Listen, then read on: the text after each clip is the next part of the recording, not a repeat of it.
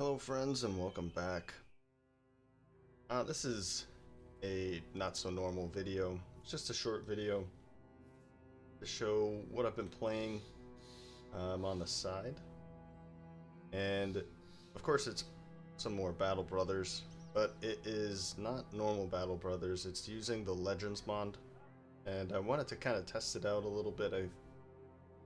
I've played it a little, not very much in the past.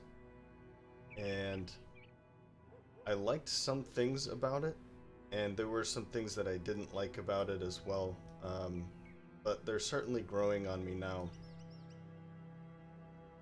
One thing that I want to note is I remember the map being bigger for the Legends mod, and I don't know if it's because of the Blazing Deserts DLC, if that changed something about the map size.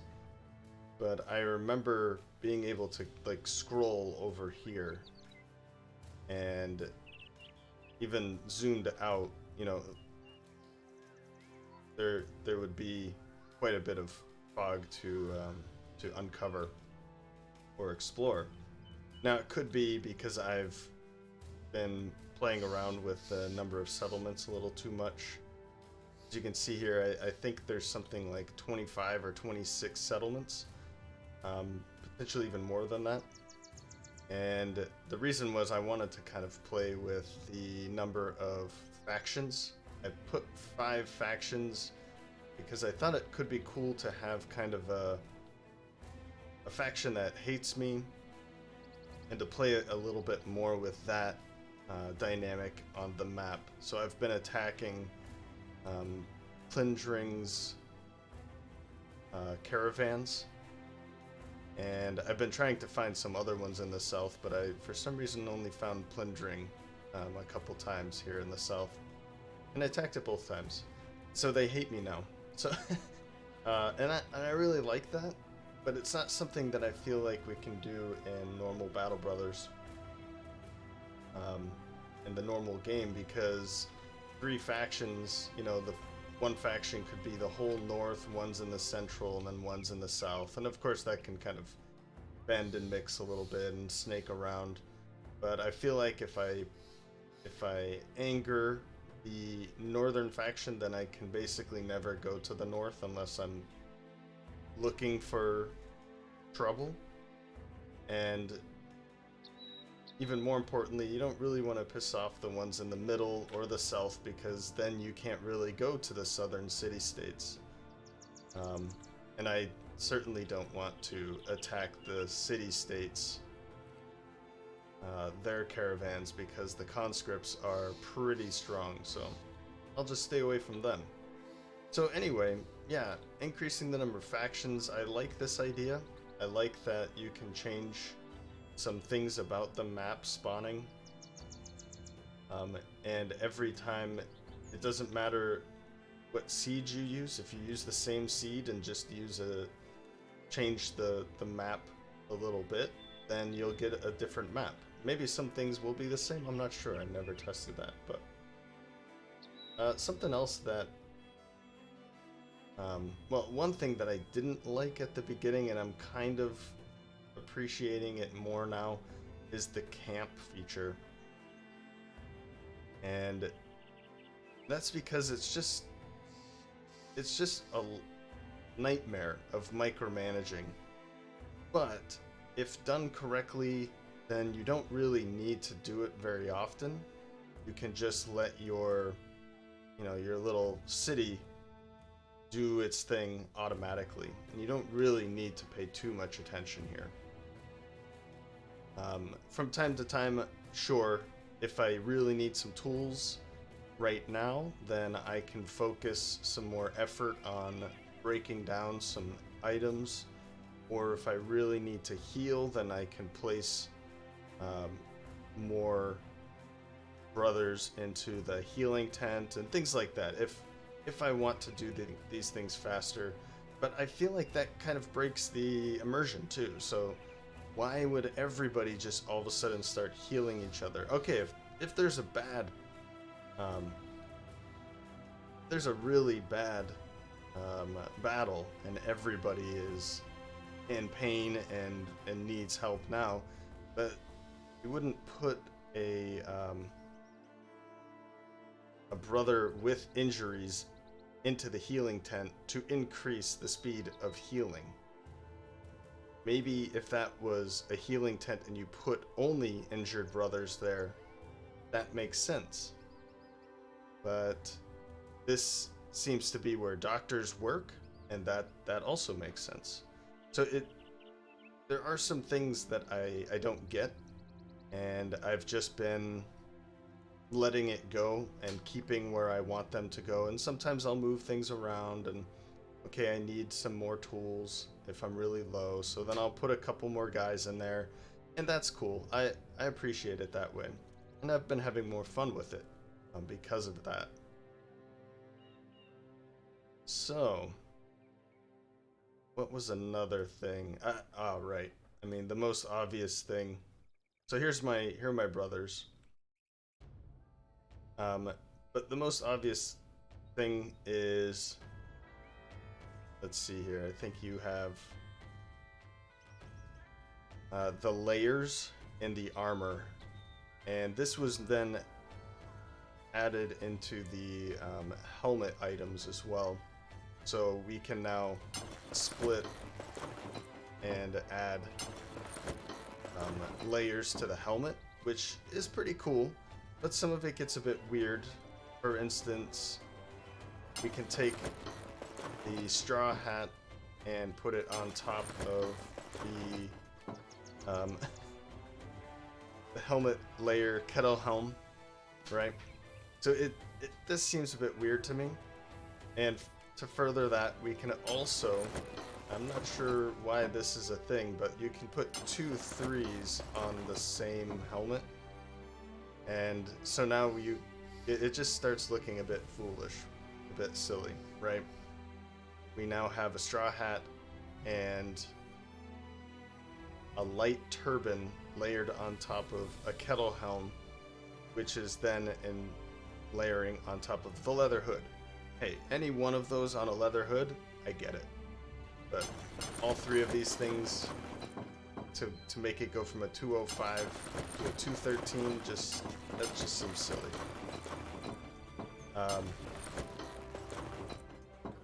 And that sound is when you're playing with equipment for 5-10 minutes and that sound goes off every time. Yeah. Anyway, I just wanted to show that I've been having some fun with it, testing it, learning about it. For instance, missing hand is a thing again. This was in the original, and I think they removed it. But it didn't. I think it fits in here somewhere. He used to be holding that, but now he can't hold it anymore because it's a 2-handed weapon, and because he's missing a hand, he can't hold it. So I could equip a one-handed weapon for instance, but I think what I'm going to do, and I think in this case it makes a lot of sense, is I can get rid of him, dismiss him, and then I can use him as the drill sergeant. And you can already see that the drill sergeant's already missing a hand, so it fits pretty well, right? I think that's a pretty good idea.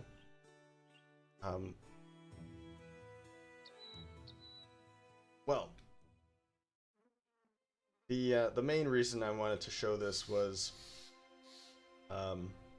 I have a battle that I figured would be kind of interesting. It's not a very long battle, and it's not the most exciting battle, but I've never on I think it was day 30 or something like that, I've never faced this many Wiedergangers, and so I figured I could show something a little different, a battle against Wiedergangers.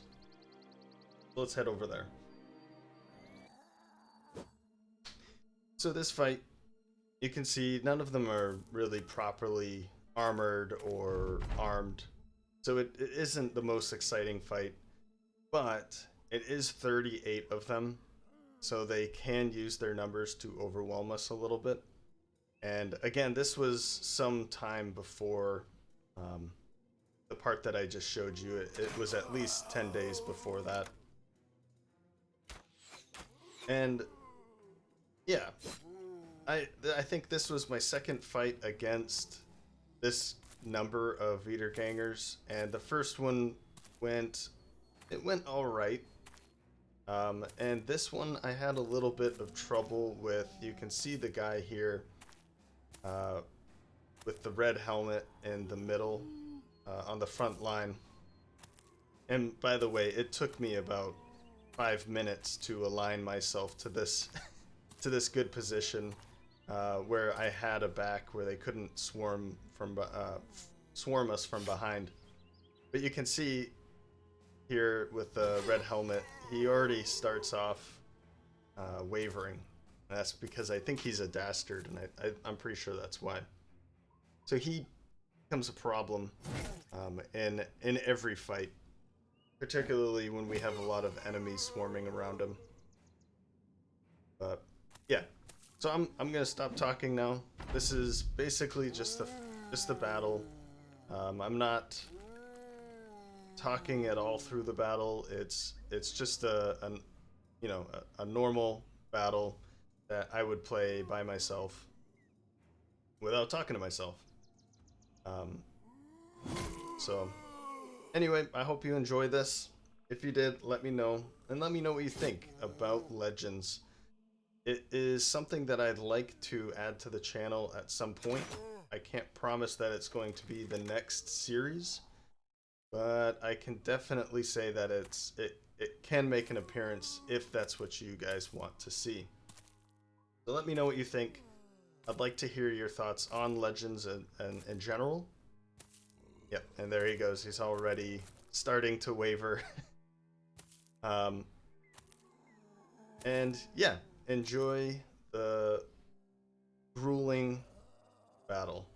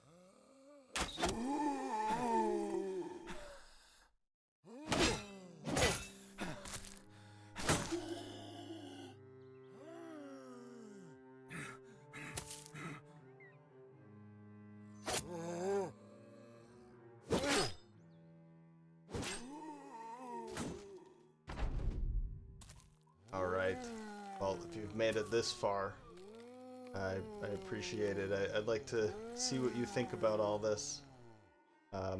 It's at this point in the battle that I'm realizing that my dastardly friend here is never going to recover. Going to continue to try and run out. Even though we're killing enemies around him, I was hoping that that would help a little bit. And I forget how how these resolve checks work. I think they need to be away from enemies in order for them to come back. But I was hoping for him to have a resolve check as I'm killing these enemies.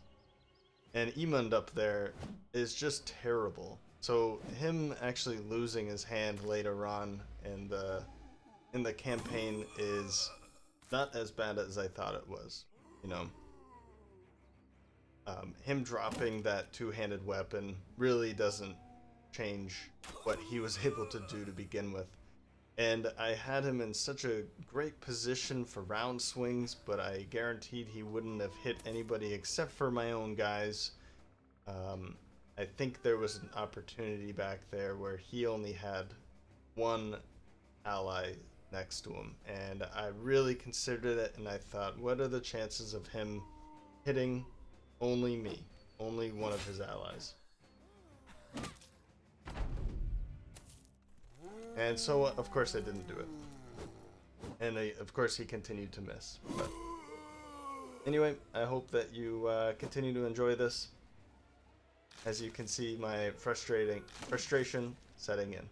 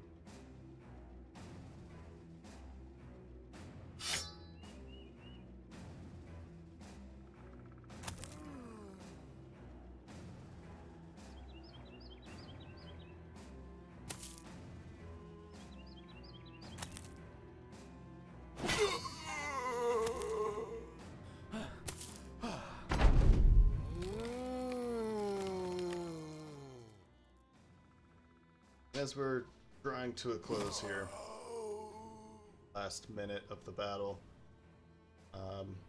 once again, just want to say I'd like to hear what you think, not only about Legends, but if you'd like to see it on the channel. I'd really like to play it. I've been having some fun testing it and learning about it since the release of the Blazing Deserts. So as you can see here, we took a little bit of damage, a couple of the guys, but the loot wasn't really worth it in the end. A couple helmets here and there. And as always, thanks for stopping by, and I hope to see you next time.